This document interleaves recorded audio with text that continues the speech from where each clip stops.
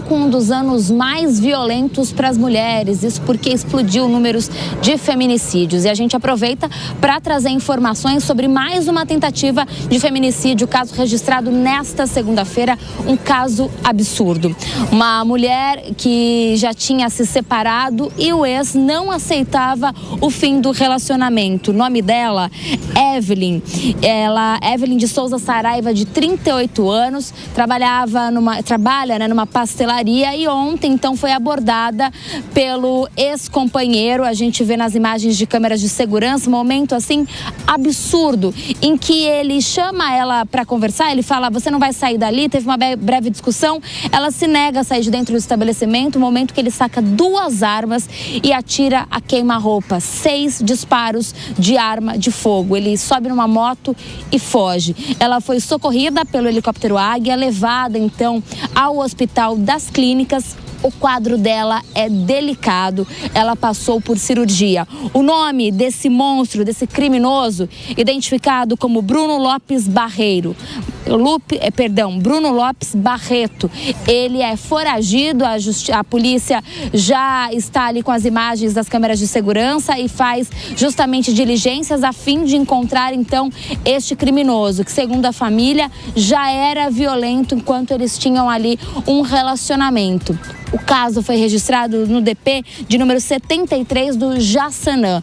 Mais um caso, então, absurdo, em que um homem não aceita o fim do relacionamento e tenta matar uma mulher. Volto com vocês no estúdio. Ô Danúbia, ainda falando sobre tentativa de feminicídio, né, e outra monstruosidade que chamou a atenção do mundo, até dos policiais que cuidaram do caso, que é a história daquela mulher que foi arrastada pelo ex por cerca de 1 quilômetro embaixo de um carro na marginal do Tietê, infelizmente tendo que amputar as 2 pernas. Quais são as atualizações que você tem pra gente em torno desse caso, ô Danúbia? Nonato, o que a gente tem de informações é que essa mulher perdeu as 2 pernas, né? O caso dela é delicado, é estável, mas é delicado, requer cuidados, até por conta, né, de serem 2 cirurgias grandes. E hoje ela deve passar por mais uma cirurgia. Então, mais um caso absurdo. Neste que foi registrado no fim de semana, já no sábado, o homem está preso. O criminoso, então, está preso. E neste caso que a gente trouxe há pouco da pastelaria da Evelyn, de 38 anos, esse criminoso está foragido. Então são 2 casos que a gente, claro, vai seguir acompanhando, torcendo para a recuperação dessas 2 mulheres. Volto com vocês. Danúbia Braga, em São Paulo. Muito obrigado, viu, Danúbia, pelas informações. E é assunto para a gente trazer aqui os nossos analistas, a Deise Ciocari e também o José Maria Trindade, que estão com a gente nesta manhã. Vou começar contigo, Deise, essa rodada, óbvio. Tentativas de feminicídio, 2 delas chamando muita atenção, que foi essa da tentativa de morte numa pastelaria, e o outro, o cidadão que arrastou a moça por 1 quilômetro embaixo de um veículo. Lembrou muito até a morte do menino João Hélio no Rio de Janeiro há alguns anos, também foi mais ou menos parecido. Mas o fato é, como a Danúbia citou, pessoas que não aceitam o fim de um relacionamento. E que a gente observa que quem acaba sofrendo é a mulher, que acaba sendo vítima de cenários de violência como esses 2 que a gente citou. É claro que tem muitos outros, infelizmente. E lembrando, né, Deise, que a lei do feminicídio também trouxe um pouco mais de dureza, de punição, mas parece que ainda assim isso não resolve. Imagina se não tivesse essa lei, né, Nonato? O que não seria, né? A Lei Maria da Penha, ela funciona, mas ainda falta uma estrutura para ela, falta a inteligência, falta direcionamento, investimento. A gente viu num desses casos aí, acho que foi o caso da moça que foi arrastada, que é uma barbaridade isso daí. O cara saiu da delegacia, né? Então, esse tipo de coisa acaba normalizando a violência, normalizando essa estrutura que, às vezes, confunde algumas anormalidades, né, Nonato? Por exemplo, a gente acaba desconfiando da vítima, romantizando o ciúme, confundindo violência com perda de controle, né? A gente teve outros casos aqui nessa semana, foram vários os casos, mas ele só perdeu o controle, ele se estressou, a vítima provocou. Quantas vezes a gente já não viu isso aqui no Brasil?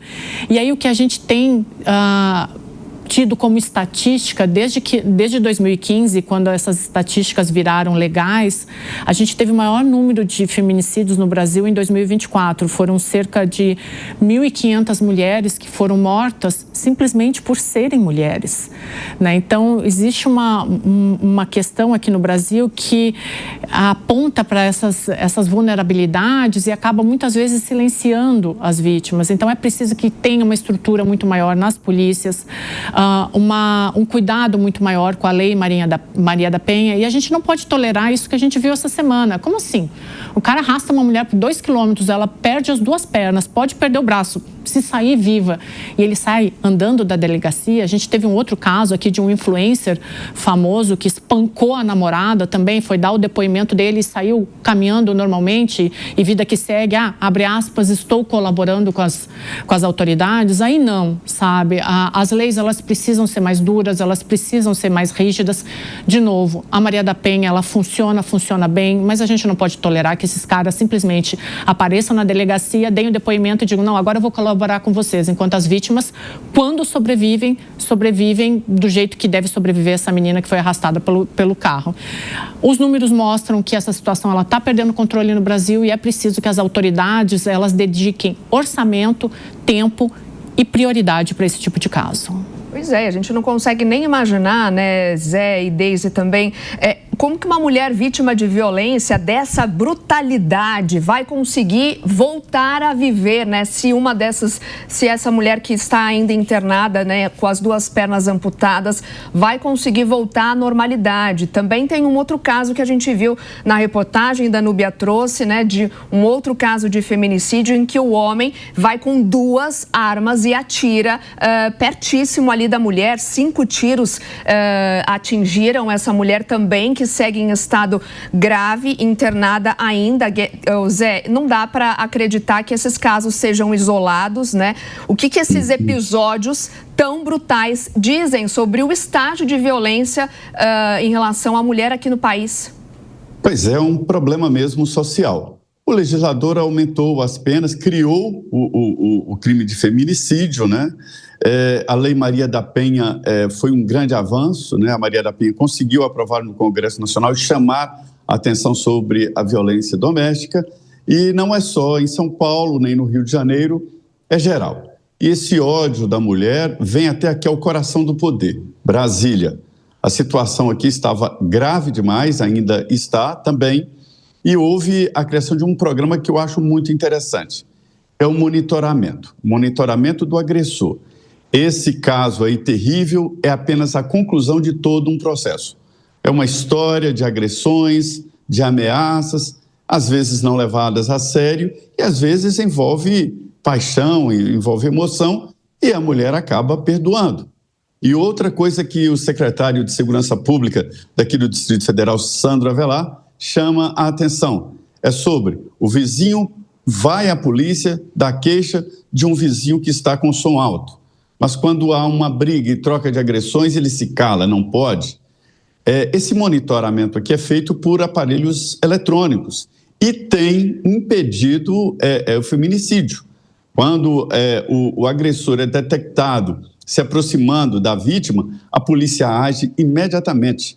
E já houve interceptação de loucos aí tentando matar a ex-companheira, todo preparado, com cordas, com facas, na mochila, claramente tentando matar. Isso tem funcionado. E a comprovação de que a mulher que procura a polícia, ela fica livre disso aí, ela interrompe o processo. Os números mostram que se calar é pior. Então, é preciso denunciar, é preciso procurar a polícia do seu estado.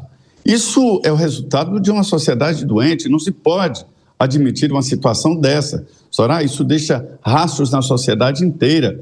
Aqui nós vemos, por exemplo, filhos órfãos de situações assim. Quer dizer, é um crime que vai muito além ali da própria vítima e que atinge toda a sociedade e as 2 famílias até, né? Deise Ciocari, o Zé toca num ponto importante, uma sociedade doente com esses crimes que vão se avolumando, infelizmente. por onde passa a educação também dessas pessoas e até em casa dos pais desses filhos homens que estão sendo criados e que muitas vezes entendem que a mulher é posse deles? Nonato, onde falta escola de qualidade, e quando eu falo escola de qualidade é educação mesmo, sobra vulnerabilidade social. Então, quando o Estado não chega com qualidade, quando o Estado não chega com educação, ele vai chegar depois com polícia, com estatística e com criminalidade.